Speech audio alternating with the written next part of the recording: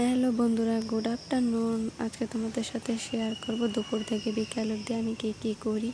এখন স্নান করব, জল আসেনি এখনও, তো স্নান সেরে চলে আসলাম। এখন আমি পুজো দেব। পুজো দিতে আমার খুব ভালো লাগে। আজকে আমার মেয়ে বাড়িতে নেও থাকলে আমাকে ঠিকভাবে পুজো দিতে দিত না। কার কার পুজো দিতে ভালো লাগে। শেষ আমার পুজো দেওয়া কমপ্লিট। এখন আমি কাঁঠাল খাবো। আমার শ্বশুরমশাই কাঁঠাল এনেছে, শক্ত কাঁঠাল। কার কার ভালো লাগে তোমাদের।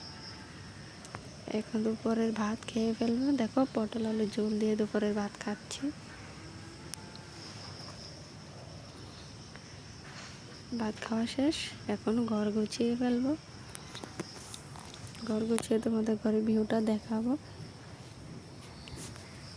আমার ঘর একদম সিম্পল, দেখো পুরো ঘরটা।